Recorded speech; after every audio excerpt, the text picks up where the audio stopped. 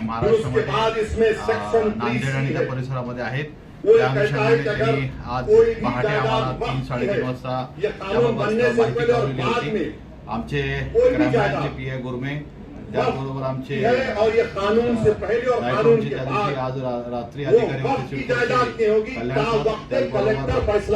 क्राईमची team क्यूआरटीची team सर्व अधिकारी आणि जवळपास आमच्याशी 10 अधिकारी आणि 40 अंमलदार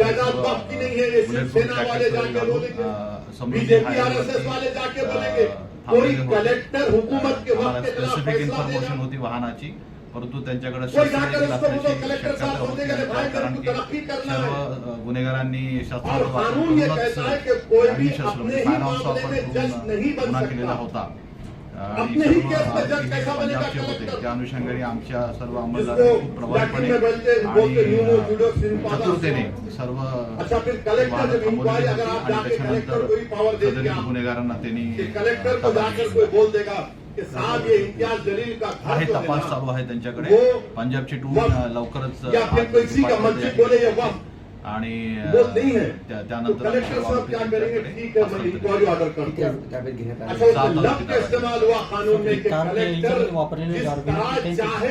नाही आता त्या संबंधित माहिती ही पंजाब आणि त्याबद्दल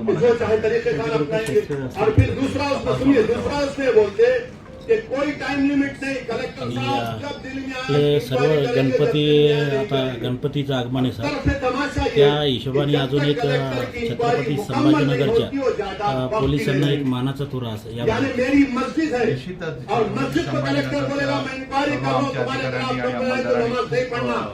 गणपती प्रभावीपणे आणि ज्या शस्त्र वापरले अशा आरोपी त्यांनी प्रत्यक्ष अंमलदार बुलेट हे घालून गेले. सर्व अधिकाऱ्याने आणि आमच्या अंमलदारांना पण अशा परिस्थितीमध्ये देखील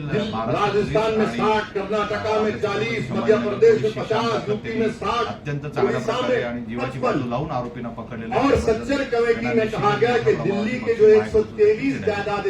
आमच्या सर्व मीडियातर्फे पण आपल्या सर्व टीमचं अभिनंदन. 2007 में सच्चर कमेटी में कहा गया कि उसकी कीमत 7,000 करोड़ थी. 7,000 करोड़ कीमत थी उसकी. आज हम 2024 में आ गए. कौन वक्त को छीन रहा है? नरेंद्र मोदी दुनिया का सबसे बड़ा झूठा है और जालिम है. आप कब्जा करके बैठे, 84 से कब्जा करके बैठे, बल्कि उससे पहले से. और 7,000 करोड़ की जायदाद, यानी कलेक्टर साहब जैसा कानून बनेगा कलेक्टर साहब बोल देंगे नो नथिंग डूइंग. ये 123 प्रॉपर्टीज जो 2007 में 7,000 करोड़ की थी, आज 2024 में शायद कम से कम 20,000 करोड़ की हो सकती है. मोदी जी बोलेंगे नहीं नहीं भाइयों बहनों, मैं तुम्हारा भाई हूं, 20,000 करोड़ दे दो तुम मेरे को. अरे आप अंदाजा लगाइए, सेक्शन 3C को निकाल कर ये कह रहे हैं.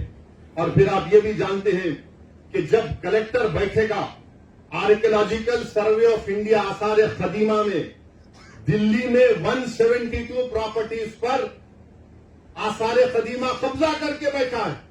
जैसा यह कानून बनेगा उसमें कब्रस्तान भी है, उसमें मस्जिद भी है, ईदगाह भी है, जमीनात है. एसआई बोलेगा हम मालिक तुम आउट. आपका यहां पर महाराष्ट्र में है, अहमदनगर में है, औरंगाबाद में आसार कदीमा के है. और आसार कदीमा के लोग बोलते, मोदी की तरफ से बोलते नहीं नहीं हम कैसा बचाएंगे. आसार कदीमा के कानून में शेड्यूल 6 है, लिविंग मॉन्यूमेंट यानी जिंदा मॉन्यूमेंट है. बोलते नहीं नहीं आप लोग वहां पर वो मस्जिद में मदरसा खोलिए. अरे दीवाने, तुम्हारा आसार कदीमा का जो कानून का सेक्शन 16(1) ये कहता है कि रिलीजियस कैरेक्टर को नहीं बदला जा सकता. रिलीजियस कैरेक्टर को नहीं बदला जा सकता. वो कानून ये भी कहता है कि अगर गवर्नमेंट एक्वायर भी कर ले उस प्रॉपर्टी को तब भी रिलीजियस कैरेक्टर नहीं बदला जा सकता. ये आसार कदीमा के लोग ये हिंदुत्व के इशारे पर नाचने वाली कठपुतली है. ये लोग दौलताबाद किले की मस्जिद को क्या किए थे बोलूं मुंह खोल के. अभी मैं आजादी मिलने के 1 साल के बाद क्या नाम रख दिया तुमने उस जगह का? 16 कह रहा है कि इसके रिलीजियस कैरेक्टर को नहीं बदल सकते। मकसद एक ही है। देखिए, गवर्नमेंट का डेफिनेशन निसार साहब बढ़ा दिया गया, गवर्नमेंट का डेफिनेशन में बढ़ा दिया गया तो ऐसा ही गवर्नमेंट हो गई। और गवर्नमेंट हो गई तो आर्टिकल 12 में आप इंडस्ट्रीज नहीं कर सकते, आप स्टेट है। आप आर्टिकल 25, 26 का वायलेशन नहीं कर सकते। मगर ये कानून ऐसे बनाया जा रहा है कि एक तरफ जमीन खींचो, मस्जिदों को छीन लो, दरगाहों को खाली कर दो, खानखाहों को बर्बाद कर दो, और आसार कदीमा में जितने मसाजिद हैं उसको छीन लिया जाए। और वो रिलीजियस कैरेक्टर मस्जिद है तो मस्जिद में मदरसा है। ने आप वजू खाना बना लिए तो मैं कहां जाके वजू करके आऊंगा? मस्जिद है ना, नमाज हो रही है। तो इनका मकसद यही है कि एएसआई के कानून को, एएसआई के जरिए से ये तमाम जायदादें हमसे छीन ली जाए। एएसआई के कानून को सेक्शन 5, सेक्शन 6, सेक्शन 8 आप पढ़िए, आपको मालूम हो जाएगा। फिर वहीं पर आप देखिए, अगर आपको ये एक और उसमें बिल में लाए कि जैसा वक्त कानून बन गया, खुदा ना खास्ता, 6 महीने में सब रजिस्टर कराना। अच्छा, औरंगाबाद में जितनी प्रॉपर्टी आपकी, आप बोले ठीक है भाई, अब कानून बन गया, हम जाके इसको पोर्टल पे चढ़ाएंगे। कोई आरएसएस का आदमी जाकर कलेक्टर को बोलेगा नहीं, ये मौलाना का मदरसा वक्फ का नहीं है। कलेक्टर साहब बोल दिए रोक दो, नहीं करना, इंक्वायरी। अब इंक्वायरी चले, अब तक गया वो सेक्शन 4 में, सेक्शन 3 भी उसका कहता है। फिर कलेक्टर की रिपोर्ट, कलेक्टर साहब लिख के बोल सकते मेरे को तुम्हारा चेहरा पसंद नहीं आया, तुम ये मस्जिद पे खड़े थे, मैं इंक्वायरी ऑर्डर कर रहा हूं। ये सेक्शन 36(7) कह रहा हूं। रजिस्ट्रेशन 36(f) में जो रजिस्ट्रेशन का कानून लगाया गया, अब स्टैंप एंड ड्यूटी भी लगाना पड़ेगा आपको, यानी आप वक्फ कर ही नहीं सकते। फिर सीईओ है, चीफ एग्जीक्यूटिव ऑफिसर, हमेशा मुसलमान होता है, तो आप उसको करेंगे। और सेक्शन 40 में सीईओ का इख्तियार रहेगा, आप वो देखें कि किसी कब्रिस्तान पर वहां पर जायदाद बना रहा है तो सीईओ जाकर रोक सकता है, उसको बोलता है वक्फ है। कोई जाकर मस्जिद को तोड़ रहा है तो सेक्शन 40 में सीईओ रोक सकता है। मोदी ने कहा कि नहीं, ये सेक्शन 40 भी मैं निकाल देता हूं, सीईओ कुछ नहीं करेगा। ये इस कानून में बात कही गई। अब फिर वक्फ की जायदाद को बचा रहे हैं बीजेपी वाले, बोलते नंबर ही झूठे हैं। मौजूदा कानून ये कहता है सेक्शन 52 में, अगर कोई वक्फ की जायदाद को चोरी करता है, जायदाद को बेचता है, तो 2 साल कैद बामुशक्कत सजा है, 2 years rigorous imprisonment. Modi ji फजीलतुल Sheikh हैं, हजरत मौलाना है, हजरत इबलीस की तालीम याफ्ता मदरसे के तालिब इल्म में गोल्ड मेडल मिला उनको। उन्होंने कह दिया कि 2 साल रिगरस इम्प्रिजनमेंट नहीं, 1 year सिंपल इम्प्रिजनमेंट। 2 साल कैद बामुशक्कत की जगह 1 साल पहले नॉन बेलेबल था। मोदी जी बोले जेलों को खाली कर दूंगा, वक्त को लूटो। अब बेलेबल कर दिए। पहले जुडिशियल मजिस्ट्रेट के पास, फर्स्ट एमएम के पास, बोले नहीं, जरूरत ही नहीं है, मैं हूं तो मुमकिन है, ये काम कर दिए। फिर उसके बाद आप देखते हैं कि लिमिटेशन का कानून क्या है कि अगर आप किसी की जमीन पर 12 साल 12 साल आप काबिज है तो आप ओनर बन जाते। वक्त के कानून में नहीं है, आप 11 साल रहो, 100 साल रहो, 200 साल रहो। इसीलिए रत्नागिरी में वो जो मुतवल्ली जिसको छत्रपति शिवाजी ने जायदाद दी थी, वो 250 साल से वगैरह के कागजात। अब अगर लिमिटेशन निकल जाएगा तो वो 250 एकड़ पर, बल्कि 652 एकड़ पर जो लोग काबिज है वो सब मालिक बन जाएंगे। मोदी जानते हैं कि पंजाब में कई ऐसी जायदादें हैं जो खाली पड़ी हुई है। तो मोदी जी बोले कि एक मीटिंग में मोदी बोले मैं ड्रोन भिजा के मालूम कर लेता हूं, जाके देखो गूगल पे आप। तो शायद नरेंद्र मोदी ने ड्रोन भेजा होगा पंजाब को और रत्नागिरी को, देखा कि अरे हाँ यहां पर फायदा। मेरे भाई, लिमिटेशन का जो मामला है, हिंदू एंडोमेंट बोर्ड में लिमिटेशन का सेम कानून है। अगर कोई हिंदू मंदिर की जायदाद पर 50 साल से भी काबिज है तो काबिज है, वो मालिक नहीं बनता। मोदी कह रहे हैं तू काबिज है, मैं तुझे मालिक बनाऊंगा। ये इस कानून में लाया गया है। और फिर उसके बाद आप देखते हैं कि ऐसी ट्राइब्यूनल का मामला, ट्राइब्यूनल जो है, वक्फ का एक ट्राइब्यूनल होता है। अगर कोई हिंदू भाई ये कहे, मिसाल के तौर पर समझा रहा हूं कि अगर औरंगाबाद में एक जायदाद को वक्फ कर दिया गया तो कैसे वक्फ होती है? गवर्नमेंट का एक सर्वे कमिश्नर होता है, गवर्नमेंट का, महाराष्ट्र सरकार का। वो सर्वे कमिश्नर जाकर देखता है कि भाई ये वाकई में जो वाकिफ है उसकी जायदाद है नहीं। वो जो मुतमईन हो जाता, सर्वे कमिश्नर महाराष्ट्र की सरकार को लेटर लिखता है कि इसका मालिक पूरा शख्स है, इसको वक्फ किया जा सकता है। महाराष्ट्र की सरकार गजीट इशू करती और उस गजीट का मुखालिफत मुसलमान एक साल तक कर सकता है और गैर मुस्लिम कभी नहीं कर सकता। अब उसके बाद वो ट्राइब्यूनल को गया। ट्राइब्यूनल में जैसा कि निसार साहब ने बताया कि यहां का डिस्ट्रिक्ट सीनियर जज ट्राइब्यूनल का जज होता है, एक शख्स जिसको इल्म मालूम, उनका तखर्रुर, और एक गवर्नमेंट की तरफ से। अब मोदी जी बोले कि नहीं नहीं नहीं, ये ट्राइब्यूनल का फैसला फाइनल कैसे होगा? फाइनल नहीं हो सकता है। और मोदी जी ने क्या किया?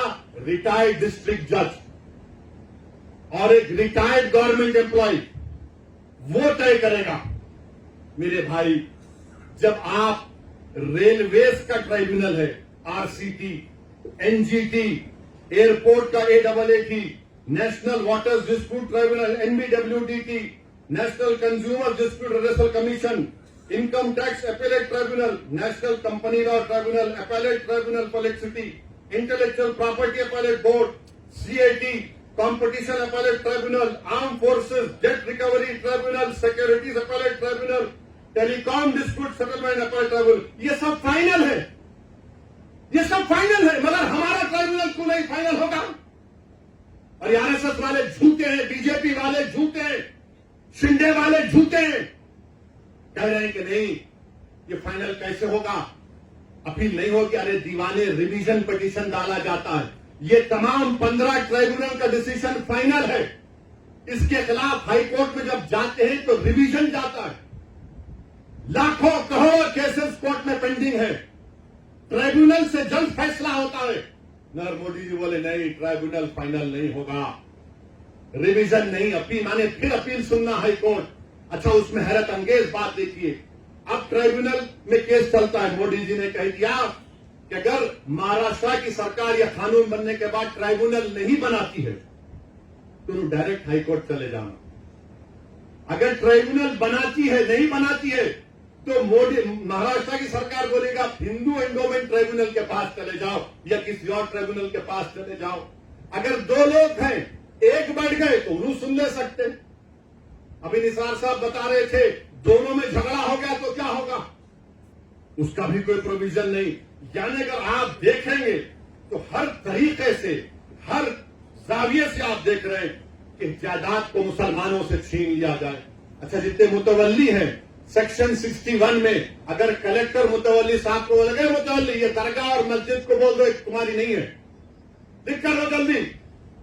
अब मुतवल्ली साहब अगर दरगाह और मस्जिद को लिखकर नहीं किए कि मस्जिद और दरगाह नहीं है, तो कलेक्टर उनको 6 महीने की सजा दे सकता है और 20,000 जुर्माना उन पर लगा सकता है। अब आप बताइए वक्त कहां बच रहा है इसमें? अरे बीजेपी, आरएसएस, शिंदे वालों, ये जायदाद गवर्नमेंट की नहीं है, हमारे पुरखों की है, हमारे आबाद की है, ये प्राइवेट प्रॉपर्टी है। तुम कैसा इसमें मुदाखलत कर सकते हो?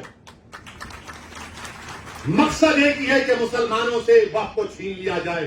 और मुझे आखिर में सिर्फ इतना कहना है कि मुझे मौलाना खालिद सैफुल्लाह रहमानी साहब दामन बरकातों के अल्फाज याद आ रहे हैं। उन्होंने कहा कि वक्त की जायदाद एक इबादत है, एक इबादत है। वो हमको हमारी इबादत से महरूम कर दे रहे आप। दरगाह सलीम चिश्ती है, बाज ऐसे रंग बिरंगी कपड़े पहनकर मोदी के पैर छूने वालों, तुम्हारे बाप दादा की खबरों को जब छीन लिया जाएगा तुमको अंदाजा होगा। तुम जब चमचागिरी कर रहे हो नरेंद्र मोदी की जाकर, बड़े बड़े आस्थानों के तुम वाबस्ता, अरे याद रखो, बड़े बड़े आस्थानों से वाबस्ता होने की बुनियाद पर तुम बड़े नहीं होते। अल्लाह का खौफ और उसके हबीब से मोहब्बत तुमको बड़ा बनाती। बोले नहीं, ऐसा नहीं है। अरे तुम्हारे बाप का है ये वक्त, तुम्हारे बाप का वक्त है ये अल्लाह के नाम पर किया गया वक्त। इसका मालिक अल्लाह है, सुबह कयामत तक इसका मालिक अल्लाह रहेगा।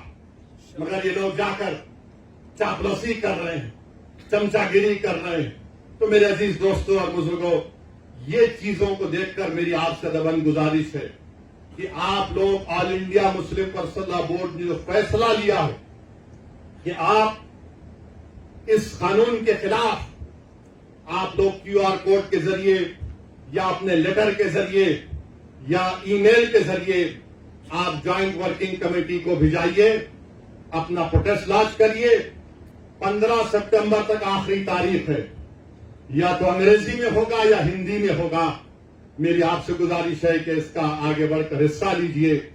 याद रखो मुसलमानों, हमने एक मस्जिद को खो दिया, तुम और कितनी मस्जिदों को खोने के लिए तैयार हो? एक मस्जिद को हमने खो दिया। याद रखो, अगर ये खुदा ना खास्ता कानून बनेगा तो सिर्फ काशी मथुरा नहीं, कोई मस्जिद नहीं बचेगी भारत में जो झगड़े शुरू हो जाएंगे। मस्जिदों को बंद कर दिया जाएगा। कलेक्टर बोलेगा नहीं मस्जिद नहीं है, खानखाहों को, दरगाहों को बंद कर दिया जाएगा। इस तरह का गंदा कानून नरेंद्र मोदी बना रहे हैं। और अजीत पवार का मैंने एक इंटरव्यू पढ़ा अखबार में, उन्होंने कहा कि हम महाराष्ट्र के विकास के लिए मोदी का साथ दे रहे, सेकुलरिज्म पर हम कॉम्प्रोमाइज नहीं करे। तो अजीत पवार, अगर सेकुलरिज्म तुम में जिंदा है तो तुम खुलकर इसकी मुखालिफत करो। बोलो तुम जाकर मोदी को यह कानून गलत है। जो छत्रपति शिवाजी को मानने वाले हैं, क्या तुम भूल गए कि छत्रपति शिवाजी ने रत्नागिरी में उस दरगाह को 652 एकड़ जमीन दी थी? ये कौन सी तुम्हारी मोहब्बत है? ये हमारी जमीन है, हमारी जायदाद है, अल्लाह के नाम पर इसका मालिक अल्लाह है। तुम हमसे छीनना चाह रहे हो। तुम्हारा दिल नहीं भरा 6 दिसंबर से? तुम्हारा दिल नहीं भरा दिल्ली की सड़कों पर हमारे खून की होली खेलने से? तुम्हारा दिल नहीं भरा हमारे बच्चों के एनकाउंटर करने से? तुम्हारा दिल नहीं भरा बुलडोजरों से हमारे घरों को तोड़ने से? तुम्हारा दिल नहीं भरा हमारे बच्चों के सरों से जान खींचने से? तुम्हारा दिल नहीं भरा हमको इस मुल्क की शरीयत खत्म करने का कानून बनाया? अब तुम हमको, हमारे वजूद को मिटाना चाहते हो। खुदा की कसम, अपने वजूद को मिटने नहीं देंगे इंशाअल्लाह ताला। हम अपने वजूद को मिटने नहीं देंगे इंशाअल्लाह ताला। तो मेरे अजीज दोस्तों और बुजुर्गों, मेरे अजीज दोस्तों और बुजुर्गों, मेरी आपसे दबन गुजारिश है कि महाराष्ट्र के असेंबली इंतखाबात आने वाले हैं। मैं आपसे अपील कर रहा हूं, जो लोग वक्त की जायदादों को बर्बाद करने आ रहे हैं, आप और हम मिलकर उनको इंशाअल्लाह बर्बाद कर देंगे सियासी तौर पर। मेरी आपसे अपील है कि मैं यकीनन कह रहा हूं कि इस महाराष्ट्र की विधानसभा में आपको इम्तियाज जलील को और मजलिस के नुमाइंदों को भिजाना जरूरी है। तुम्हारी आवाज हो इंशाअल्लाह। अगर तुम्हारी आवाज नहीं होगी तो कौन आवाज उठाएगा? तुम नहीं देखते पार्लियामेंट में क्या हो रहा है? तुम नहीं देख रहे पार्लियामेंट में कौन पुकार रहा है दीवानों की तरह? क्या तुमको नजर नहीं आ रहा कि किसके कलेजे में, सीने में, किसकी आंख में आंसू है जो तोप तोप कर देख रहा है कि मेरे बर्बादी का कानून मेरे आंखों के सामने बनाया जा रहा है? कौन होगा तुम्हारी आवाज को? छोड़ो इन चीजों को। कभी अपनों को भी तो अपनाओ, कभी अपनों को तो समझो। जो तुम्हारे लिए दिनों रात मेहनत कर रहे हैं उनकी आवाज बनाकर भिजाओ। यकीनन हराना है इंशाअल्लाह ताला, इन लोगों को हराएंगे इंशाअल्लाह ताला। मगर हराने का मतलब यही नहीं है कि तुम अपनी आवाज का गला घोट दो। तुम अपनी आवाज का गला घोट कर कैसे दूसरों के सर पर ताज रख सकते हो, मुझे बताओ। ये तो नहीं हो सकता मेरे भाई। तो मेरी आपसे गुजारिश है कि इस बात पर भी आप गौर करिए। हम लड़ रहे हैं और लड़ते रहेंगे इंशाअल्लाह ताला।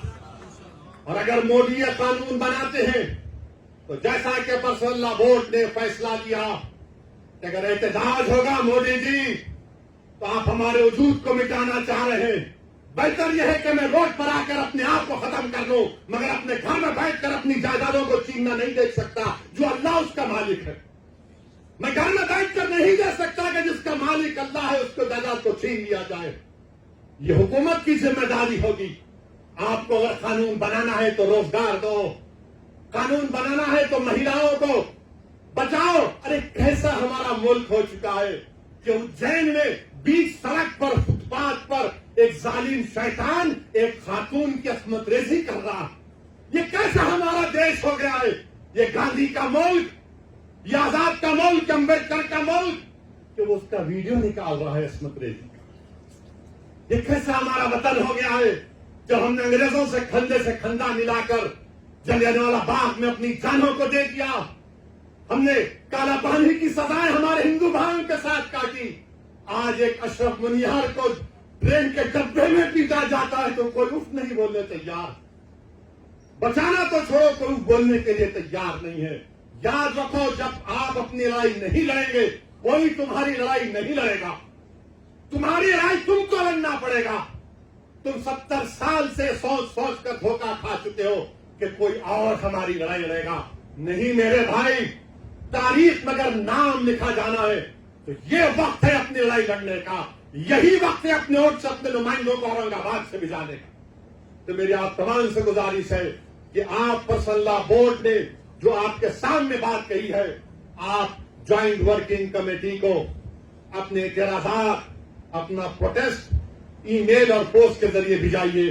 15 सितंबर आखिरी तारीख है और अल्लाह से कसरत से दुआ करिए कि परवरदिगार तो हमको जिंदा रखकर ये नजारे मत दिखा कि हमारी जमीनें जिसका तू मालिक हमसे छीन ली जाए। अल्लाह से हम गिड़गिड़ा कर सबसूल हुए, अल्लाह से गिड़गिड़ा कर भीख मांगे, इत्तेहाद पैदा करिए। ये कानून ना देवबंदियों के मफाद में है, ना बरेलियों के मफाद में है, ना अहले हदीस के मफाद में है, ना बोरी समाज के मफाद में है, ना अथना शरी शिया के मफाद में है, ना आगा खानी शियाओं के हक में है, किसी के हक में नहीं है। ये सिर्फ और सिर्फ मोदी जायदादों को छीनने के लिए कानून बना रहे हैं। अल्लाह इन जायदादों की हिफाजत करे, अल्लाह हमको इतनी इत्तेहाद पैदा करे कि मुत्तहदा तौर पर इस कानून को रोके और अल्लाह सुब्हानहू व तआला इन ऐसे हुकूमतों को, ऐसे पार्टियों को अल्लाह सियासी तौर पर इंतखाबात में इनको शिकस्त दे, बदतरीन शिकस्त दे। वाखिर दावा अल्हम्दुलिल्लाह रब्बिल आलमीन। जज़ाकल्लाह खैरन कसीरा भाई, आप